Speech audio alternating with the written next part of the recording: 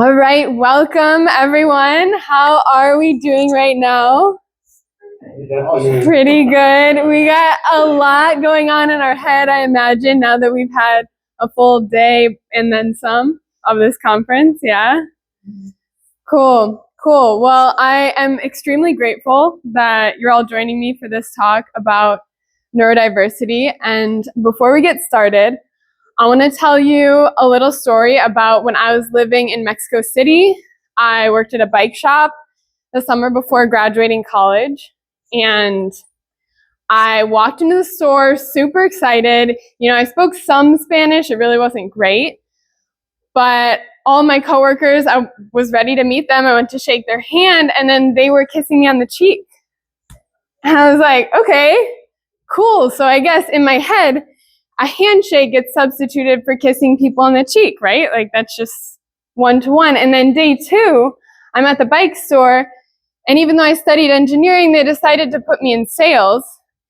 And I was like, okay, well, here I am. First customer walks in the door, and I go and I try to kiss him on the cheek. And he kind of backs up like, well, I don't actually know you. And I started to put two and two together. I guess there's this transition between a person you're meeting for the first time and someone that you're going to know for a while. So now, in case you all go to Mexico City, you can kiss someone on the cheek if you're friends with them. But I tell that story because I think it's really important to recognize how our own experience does impact how we're going to react in any situation that we're put in, right? So if I had grown up in Mexico City and I'd seen a lot of people walking into stores, I kind of would have known that that wasn't really how people greet each other in a sales interaction. Regardless, neurodiversity does encompass a lot of our own personal experience. And my message today points on the fact that we don't know if anyone has a diagnosis, including ourselves. We don't really know what categories we feel most comfortable fitting into, but at the same time, we can still step into any interaction with empathy and try to understand what another person is going through. So when I put this word up here, neurodiversity, what do you all think of? I want to hear what comes to mind.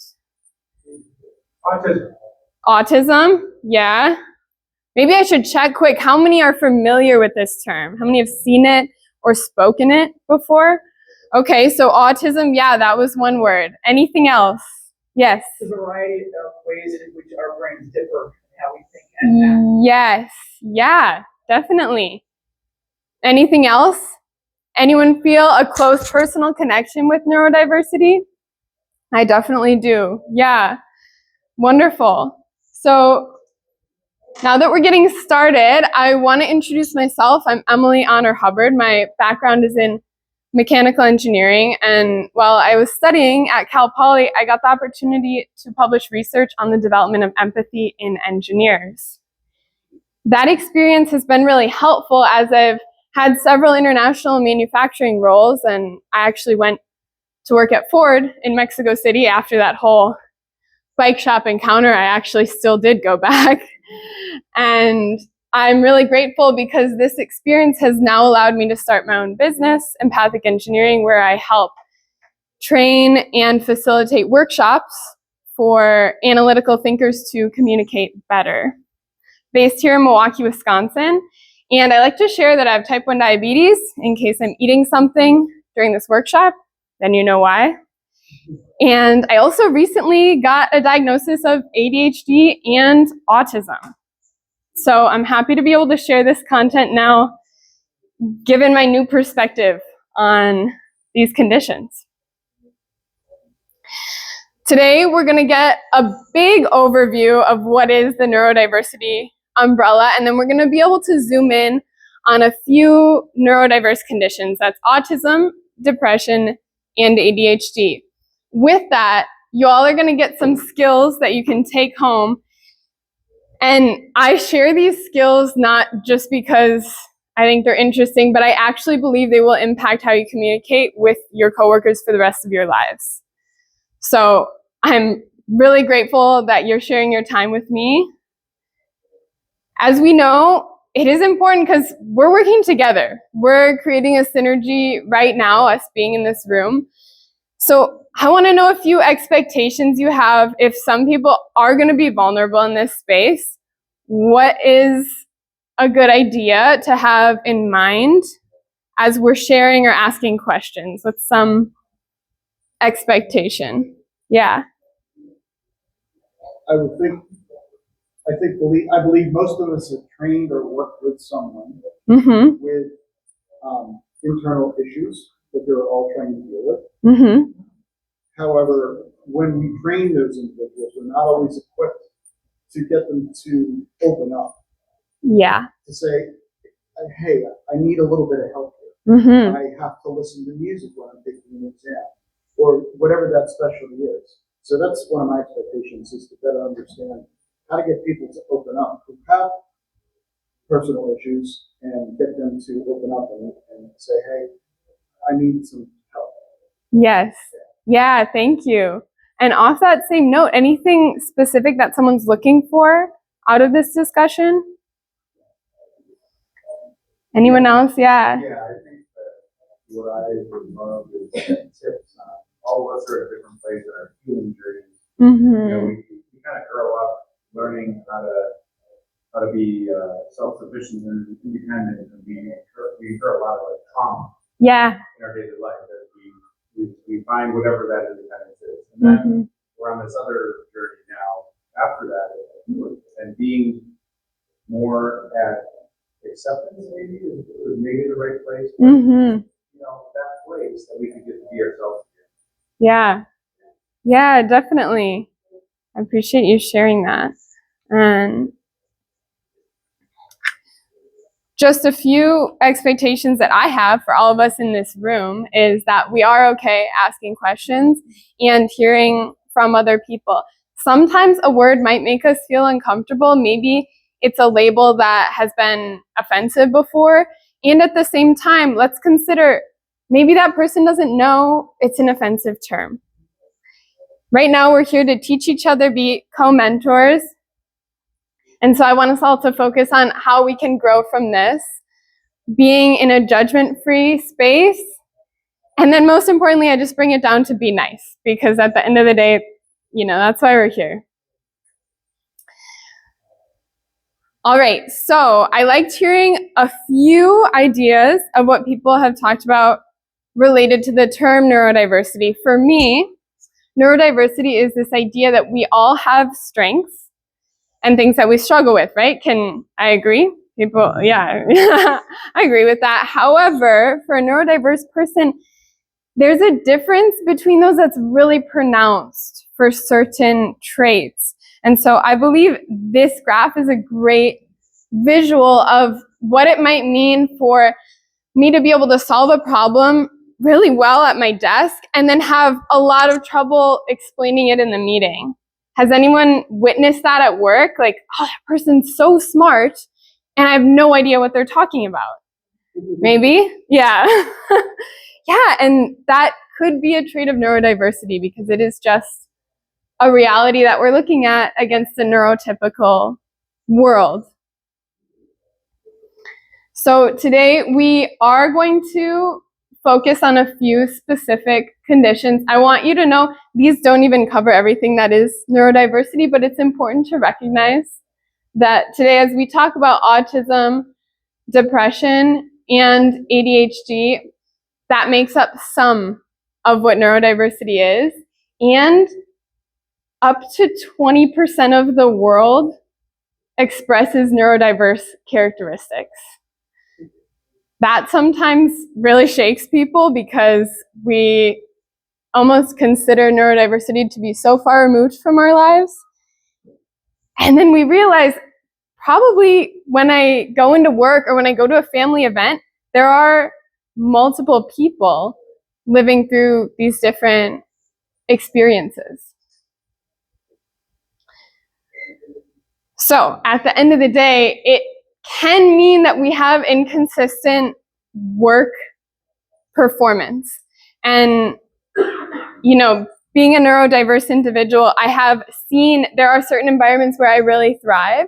And then there are other places certain structures where I just curl up inside and I say, I can't work like this. Yeah, I've had special requests for my desk to be moved because there was too much noise going on around me. And at the end of the day, I end up working better when I can create that space, right? It's all about what is the compromise that is available for us. So as we broaden our perspective, I'm really grateful to be able to, share this. On that Do you have a previous slide, question? and Of course. bullet also applies in social context. So it's really environmental and consistent environmental engagement and performance. Yeah. You know, it's not just work or school, it's also social interaction. Yeah, definitely. Do you have a specific thought on that? Is there? I'm ASD here. So Yeah. there are, I love one-on-one engagement. I even love getting in front of the crowd. But when, like tonight, where we'll be at the party and the music will be loud, it will be really difficult for me to focus even on a one-on-one conversation. Mm-hmm. Yeah. Yeah. Thank you so much for sharing that. It's really why we're here. We're here to share, and I definitely appreciate that. So right now I want to show you a demonstration with this laptop. Oh. Okay, really quick. How many people had a visceral reaction when I dropped that? Yeah, wonderful. So what I'm going to tell you right now, this computer's fake. That's okay. Also, it's like 10 years old, so no one's going to use it. But I want you to know that first reaction you had is called effective response. So what happens when we see actually any event either happening to a person or even an object, sometimes we think it's happening to ourselves. So that's kind of that jump that we get, and we say, if I fell, that would hurt, right? And then we start to process, we start to say, okay, but it's not like the computer's on fire, right? So we'll calm down, and then we start to recognize it's not me. I'm not the computer. You're not Emily standing up here. You probably started to empathize with me as well. Say, like, she brought this whole extra demonstration, but that's actually fine. And then you get into this emotional regulation, which I believe is really important, because when we regulate our emotions, that's when we take the best perspective. And that's when we can actually start to help someone out, right? Like, none of you jumped out of your chair, but I didn't really get hurt. Also, I am looking for ideas of something to like simulate me getting hurt. So if you have an idea, please let me know. I think this demonstration is awesome though, because we start to consider, if we all had a computer here and they were all flying off the desk for some reason, how many people would start to feel overwhelmed? Yeah. So what happens when we're in a really stressful environment, which sometimes is at work, is we start to get all of these different situations, and we want to empathize with everything that's happening, but we reach a point where we're fatigued.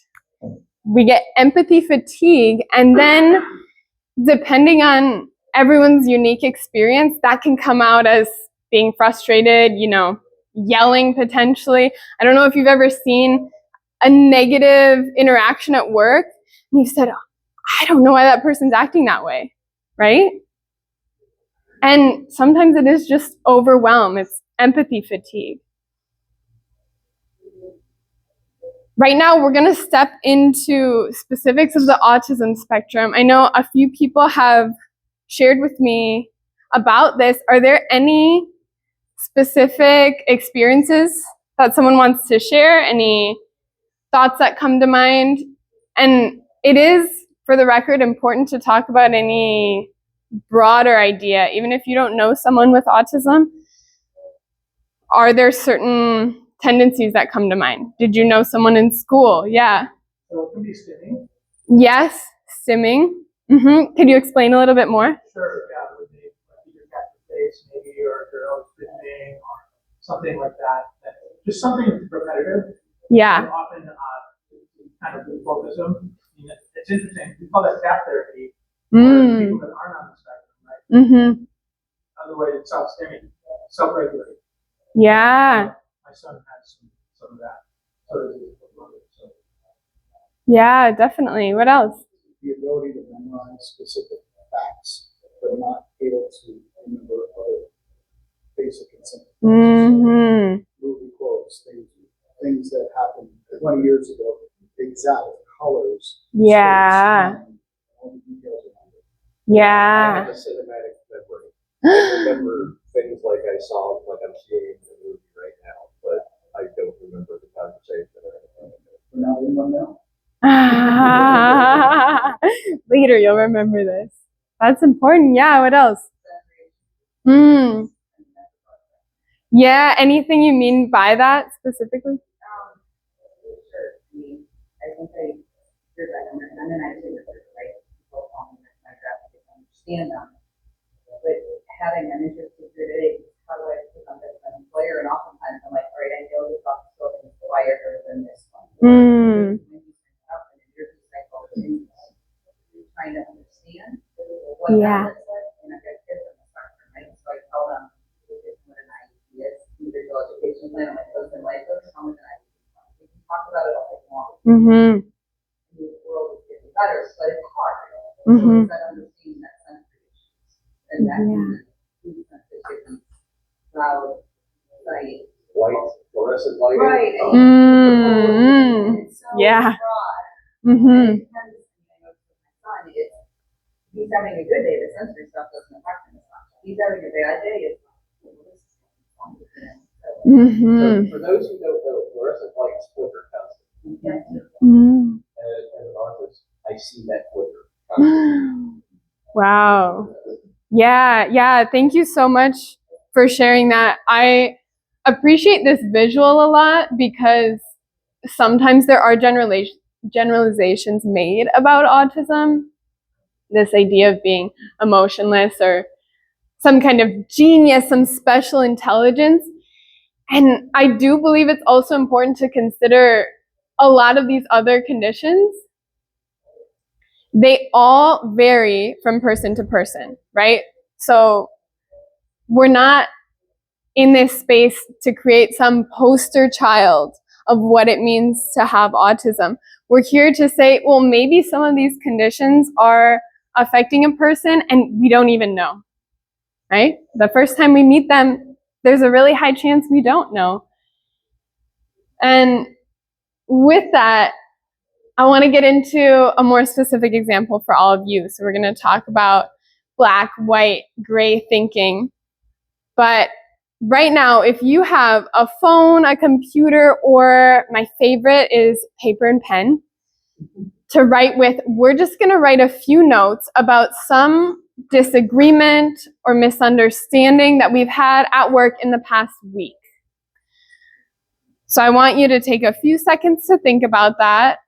Just get the event in your head, and then we're going to get into some more details as I start to talk about this idea.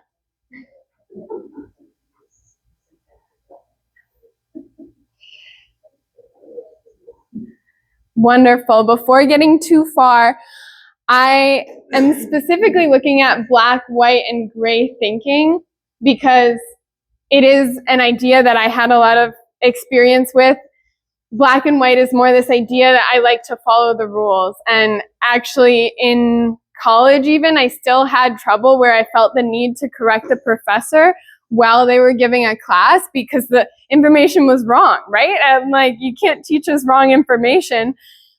But at the same time, I started to realize later on, that's not necessarily the best environment to let the professor know that isn't the right information to share, right? So I could do that after class. As I started to learn these skills that became really helpful, I was able to apply them in the workplace.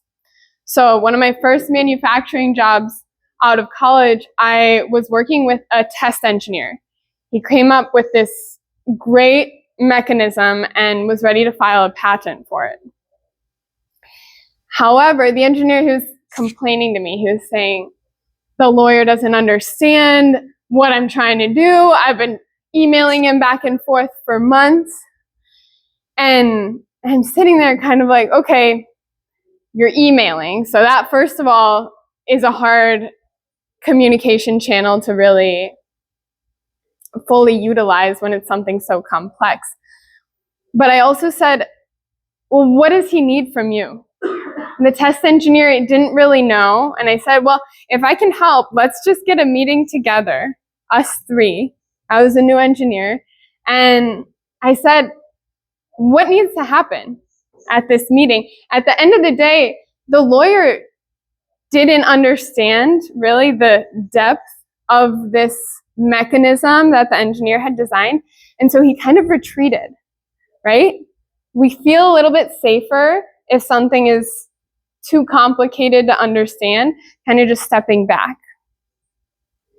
And so when we got into this meeting, then we said to the lawyer, well, this is the mechanism. We brought it into the meeting. What are your questions about it?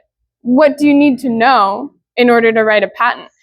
And at the same time, then the test engineer is like, well, yeah, I guess I don't even know how to write a patent. So I was just sending you emails of everything I thought about, right? And that is not that helpful in the context. So we ended up getting the patent filed a few years later, and it really just had to do with the lawyer giving us very clear examples and then us doing a little bit of copy and paste. This is the information you need. Now I understand. And it worked out well. So from that experience, I understood, because I said it a little bit lightly, but there were real arguments behind this, right? And especially what I call talking behind each other's backs. I mean, it's a human response to frustration. And I'm just going to ask really quick, has anyone ever talked about a coworker either behind their back or at home? Because I know that I have. Yes. Yeah. And it's relieving, right? At the end of the day, though, we can use that experience as a tool to say, well, I'm actually probably not understanding something, right? I don't know what they're thinking about. And for me, it's been really useful to take a little bit of time to slow down to talk about that. And I use what's called empathy columns. So now I want you all to go back to that idea you were imagining of a misunderstanding or argument that you've had in the past week. I want you to take some notes. Just write everything that happened from your perspective. A few of the main points. What was going on? I felt so frustrated when you raised your voice at me. And I sent 3 emails in a row and you didn't respond to any of them. I want you all to write that down on whatever system you're using. Even if it's your head, we can start to think. But it is more effective writing it down, in my opinion.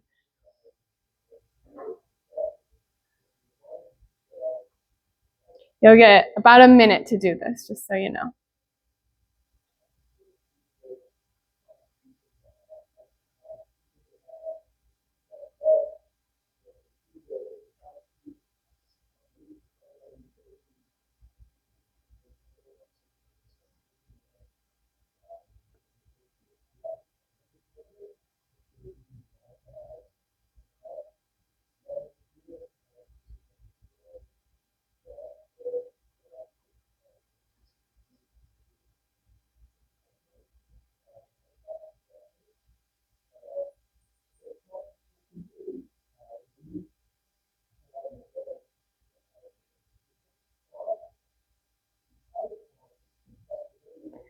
All right, now I did call this activity empathy columns. Can anyone guess what the second column is going to be that we write?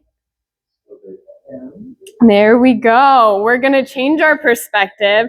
We're going to step into that other person's world and be intentional about understanding we don't know everything, but what might they say if they are the one writing it down? If they were doing the same activity that you just spent a minute on, how would they write the series of events? Again, you'll get about a minute.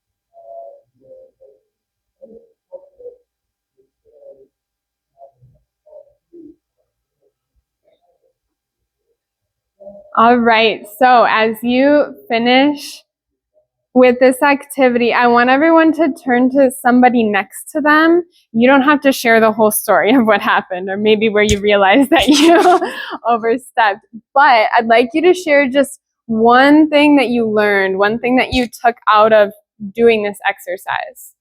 You can turn to one or two people next to you to do that.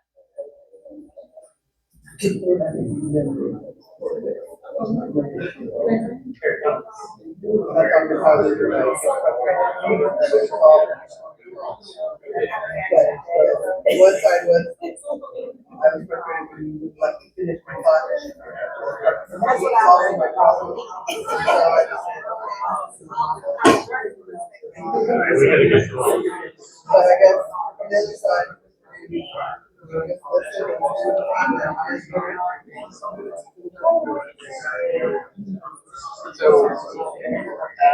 in my case,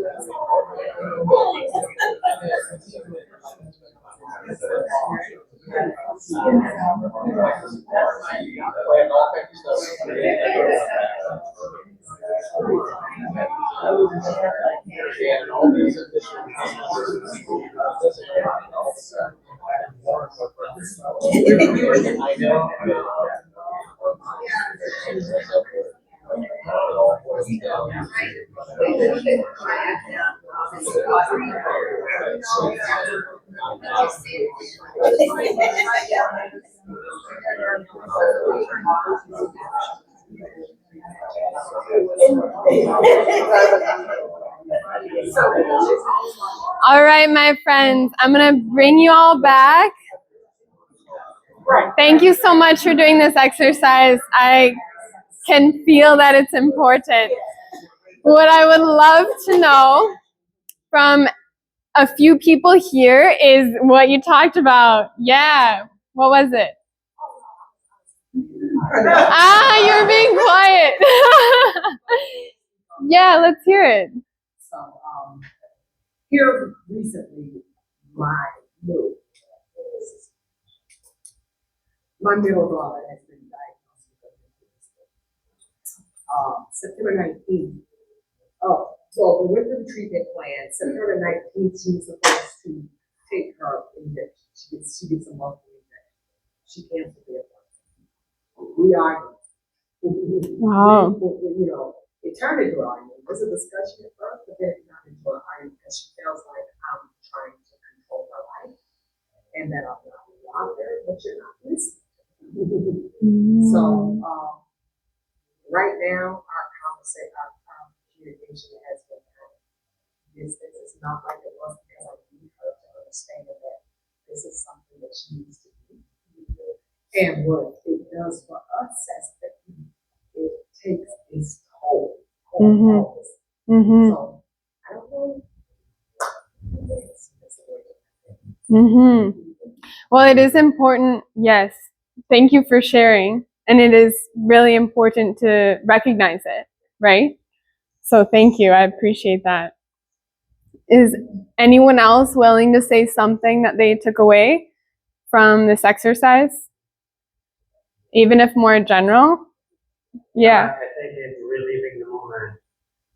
We're pointing moments where maybe you re-escalated the issue or things that, you're reliving it like, yeah, but there. You're identifying moments that were contributors to either the good side or the bad side, right? Of that environment. So I think retrospection. Yeah. Yeah, thank you. Thank you all so much. You have something? From this, recognize sometimes we push back or argue, whatever you want to call it, have conversations that you don't really understand. Maybe looking at it on a very high level, very surface level, and you just assume, like, no, that has nothing to do with this. And then you get some more details and more context, and you get that, oh, okay, Mm-hmm. Yeah. I think that's a big thing too, because we live in such a fast-paced world that we don't take the time to get all the details. We see the words that we recognize and automatically say, in my situation was, who supports this thing? And I looked at it and like, automatically, that's not ours, that's a payroll thing. You gotta go take care of that. And then to read the more details, it was more about supporting the application itself, install, uninstall, third cookies, that kind of stuff. Yeah. Yeah, thank you. Thank you, everyone. I'm really glad you did this exercise. I believe it's extremely impactful. Now I want to step into the theme of depression. And depression is definitely a heavy topic. It's not something to be taken lightly. And at the same time, that's why I believe it's so important to talk about, because a lot of times it doesn't get brought up in conversation. And right now I'm sharing just a few symptoms that are usually attributed to depression, persistent sadness, increased alcohol and drug consumption, isolation. Sometimes we don't recognize that when a person really wants to be alone, it's because they're uncomfortable sharing their negative feelings with other people. And for that reason, we can go back to the idea of work and home responsibilities being hard to meet, right? I don't know if anyone here has recognized depression in someone else or kind of questioned it as a possibility and felt uncomfortable around that idea. You know, either the conversation that comes with it or avoiding a conversation maybe because you don't know what someone else is going through. I want to share that about 8% of US adults and 15% of youth are diagnosed with depression right now. And I share that statistic because, again, it's not uncommon. Sometimes we kind of step away like, maybe it's not it's not my sibling that's depressed, it's not my mom, right? But it's possible, and it's worth opening up a discussion about that, and then considering how depression might be affected by your psychological safety at work. How many are familiar with the term psychological safety? Yeah, it's definitely come into our vocabulary more in the past few years, and for me, it's this idea that we deserve to be in a space where it feels safe to ask questions and to contribute without fear of judgment. Kind of like how we set the space up today for us to be able to talk. My personal experience with psychological safety came down to a one-on-one conversation that I had with a previous supervisor.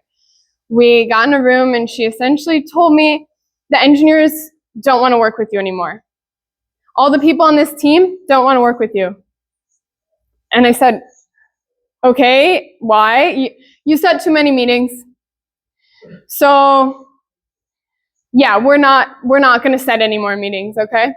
And I thought, well, could we talk to the other people? Like if they're having trouble, maybe we could find a solution. And she kind of just said, no, they don't need to be part of this conversation. And I left that room and I was so confused. I was like, well, these other people that I also thought were my friends, kind of, I was just getting to know them. I guess they don't want to work with me at all. And so now we don't have any meetings. And, it's my supervisor telling me, so I don't feel like I can go around what she's saying. It took me a week. And then I asked these engineers, I said, is it true that you don't want to work with me anymore? And they said, no. These meetings are conflicting with other meetings, and it got to be overwhelming.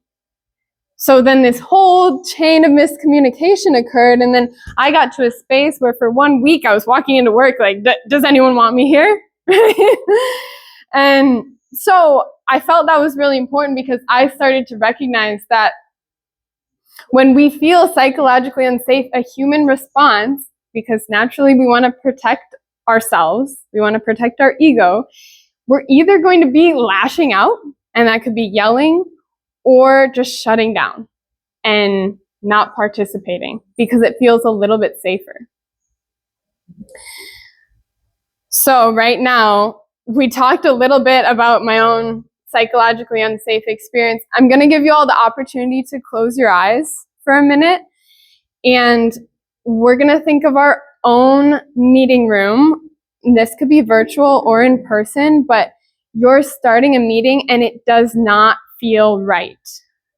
There is some energy that's off. There's maybe a person that is visibly in a bad mood, or they're not greeting you when you walk in. You feel uncomfortable. And I want you to really step into that discomfort, because now we're going to look at how each one of those characteristics can be turned into a positive experience. What does a psychologically safe room look like for you? So start to replace that negative demeanor with a person that's smiling or welcoming you, and you're feeling like you're ready to participate, that you want to solve problems together. And now I want you all to open your eyes and tell me some of what you visualized in that psychologically safe meeting environment.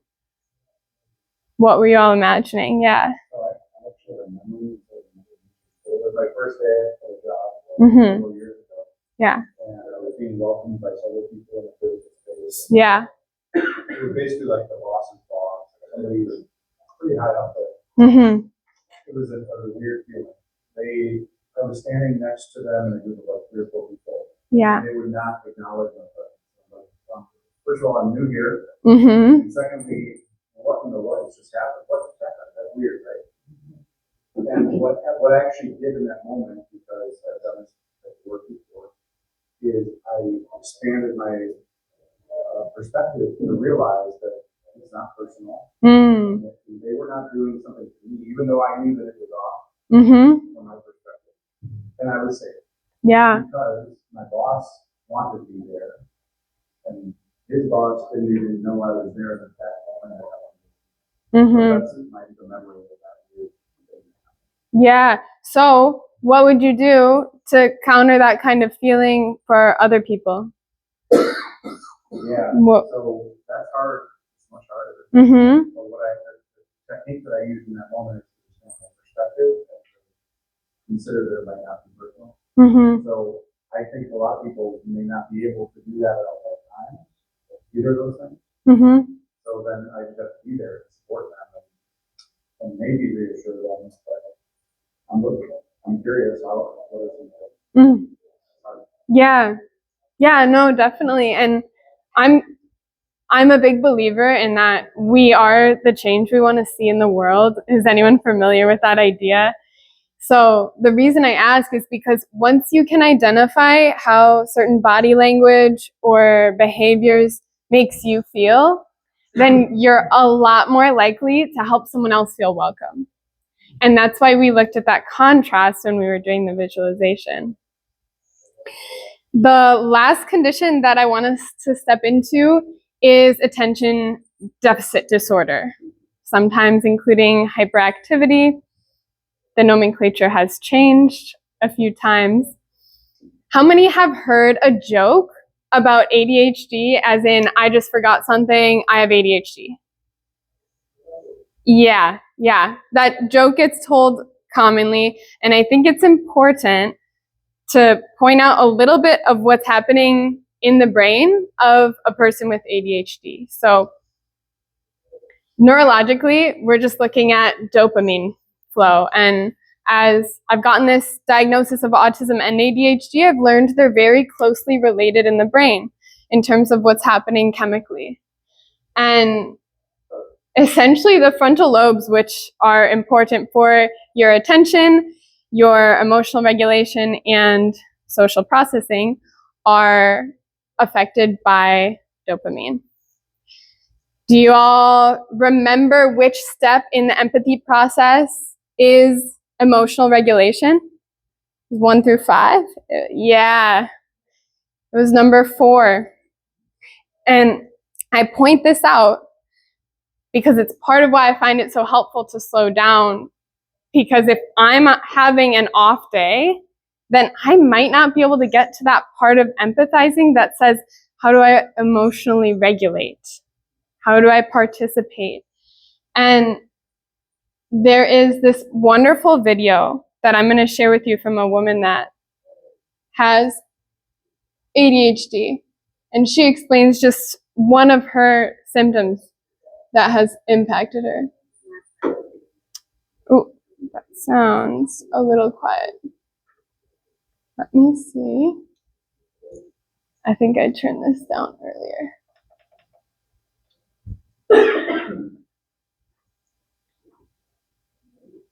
And then I'm going to put on some closed captions because I find it helpful. So last night I was reading, my husband came to me and goes, what are you reading? I said, well, I'm reading about ADHD and rejection sensitivity disorder. Did you know that 100% of people with ADHD experience rejection sensitivity disorder? He goes, what's that? I said, well, it's where you have a very strong reaction and intensity to perceive criticism, judgment, or rejection from others. So you can go from 0 to 10 in a split second with a high reaction. And he goes, well, how do you know that? I said, listen, would you just listen? I said, I want you to get defensive. I want you to have to challenge everything that I'm saying and break it down. And this is a real thing that people with ADHD experiences. I mean, I really relate to it. And he starts laughing. I said, what are you laughing at? He goes, well, you tell me about rejection sensitivity dysphoria and having a very strong reaction to receive criticism. And I think that's what's happening. That, my friends, is honesty in action. Has anyone seen that before? Maybe at work or at home? I felt it. I have felt sensitive reactions for sure. And I do think it's interesting to share the breakdown of ADHD. So ADD, which is the inattentive form of ADHD, is a lot more common in women. And that's also why it gets underdiagnosed in women, because sometimes it is just the tendency to be inattentive. And for a long time, doctors weren't picking up that the hyperactivity was separate. A lot of people do have what's called combined hyperactive and inattentive ADHD. That's where I identify closely. But the way that I look at it is essentially you've got this chaos of energy going on in your head or in your body. And it's not uncommon for, bless you, it's not uncommon for people to experience both of those. So the last point, the last tool that I'm going to give you all to take home is this idea of simplifying virtual meetings. So pointing out that we can miss nonverbal cues, tone of voice, learning opportunities, and then most importantly, structure. Did anyone feel like we tried to copy and paste in-person meetings and make them virtual when the pandemic happened? Yeah, sometimes it works, right? It doesn't always work though, because there are different conditions that we're working with. So for me, I started to notice this because when I was working in Mexico, I had a lot of meetings with US design engineers. And in doing that, we would try to solve problems, but the Mexican engineering team didn't really participate. They weren't talking very much.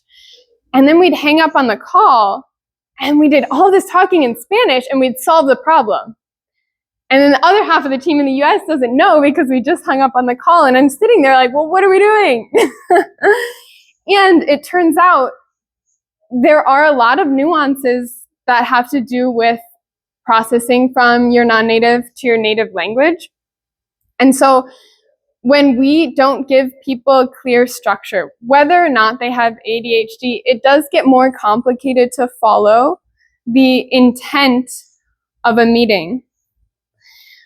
Right now, my takeaway from that experience is that we could actually create pauses, and as long as the Mexican engineering team knew that they were talking at the beginning and the end, then it was a lot easier to participate in the middle, right? Because they already had to go off their mic. They had to be a little bit uncomfortable because yes, they speak English fluently in order to get the job, and they express themselves better in Spanish. That's just the reality of it. And I use that example because language, I think, is a clearer way to understand that we have different neurological experiences, right? It might just be that a person's nervous and they don't want to go off mute. However, you all can go back to where you wrote that first activity down, that exercise on your phone or a piece of paper, and I want you to consider your new virtual meeting routine. Right here, I'm sharing the opening where I have everyone share their name and their role. But really, it's just this idea of expectation.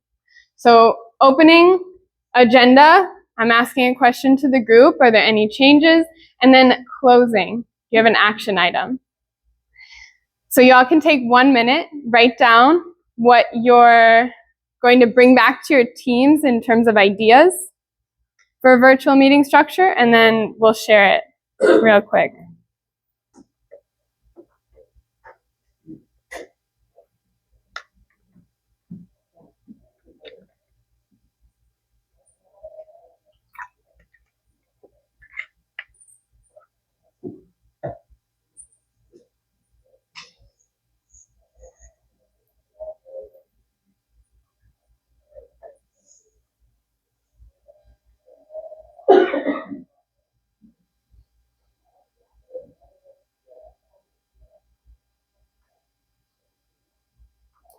Does anyone have a thought about this as you're writing down a virtual meeting structure? Do you feel like it could be helpful for your team to start working with a little bit more structure on the computer? Yeah? Give me like a, yeah. Well, it's kind of not you said, you should turn their camera down. You miss the body language. Yes. You miss all those little cues that you can't see. Yeah. You don't know that you also, trust what they're doing. Mm-hmm. I don't know if that really plays into this, but it is kind of that, if you get them to put their camera down, then I think you can even do more of this. Yeah. You can see if they are at least focused or looking at it. Yeah. Thank you so much. I just want to share something on that. One of my friends was Yeah. that the hardest thing for her to do is to have 8 hours of the camera on. Yep. Because that was just thing around. Mm-hmm. And she turned her camera on, and then she turns it on, and she needs to see. She's able to actually look. That would even be part of it if they were turning on. Yeah, so maybe that part of it. but maybe that's a compromise. Mm-hmm. Tell them to turn it on when they speak. Yeah. Because my friend said, she said this, it's almost impossible. By the end of the day, she's completely wiped out. Mm-hmm. See, my problem is when I'm speaking and the camera's on, I'm looking over at myself. But you can turn that off. You can turn on something. There is a something, but you're right, though. That is something that's a thing. Yeah, it actually is more distracting for me to have it on when I'm speaking. Yeah, some people are just listening. Yeah. I wrote that everyone has to speak, and even if it's just a chat, because I found all in-person meetings, like virtual, it kind of freaks you out because you're on the stage, right? But and we're having these questions at our virtual team right now, where I can see my neighbors are getting more and more irritated that really because no one's participating. And even if it's just a chat, you don't want to listen to people. Mm-hmm. However, both of those things I put down, that you need to allow time for chit chat. That to be, this is the time for chit chat, and people get to know each other that way. But and also because camera is not always easy for everybody, but to have some operational rules about at least have your camera on for a little bit at a time. Again, so we can get to know each other, see faces, and it can go off. I teach at junior college. And have a hybrid environment. Some people in the room, some people on the Zoom, and teaching them about how to work in an IT environment, and where I know that collaboration and virtual is going to be part of what they're going to have to do. So I try to create opportunities for them to practice that in class. Mm-hmm. Yeah. Yeah. Thank you all so much. We are coming up on our time, but in order to just recap what we got to talk about today, we looked at some unique definitions of neurodiversity. Again, we couldn't touch on everything that is neurodiversity, but this idea of having more extreme gaps between strengths and differences, I think really encompasses why some of the tools we took away, empathy columns, psychological safety visualization, and then creating structure, are so useful. At the same time, I want to thank you all for being really nice while we were together, because it is really what makes the difference. And it would be incredibly important if you could take a few minutes for this survey, because I want to get better all the time. I want to know what you took away from this session and what can be improved in the future. And then, of course, I will be around to talk to you all for a few minutes. I'd love to connect any way that is useful. And through this link, you can share your contact info with me. But before we close, I want to leave you all with this beautiful quote from Henry Ford, who does inspire a lot of my thinking. He says that anyone who stops learning is old, whether you're 20 or 80, and then anyone that keeps learning is young. So thank you all for continuing to learn with me. I appreciate it.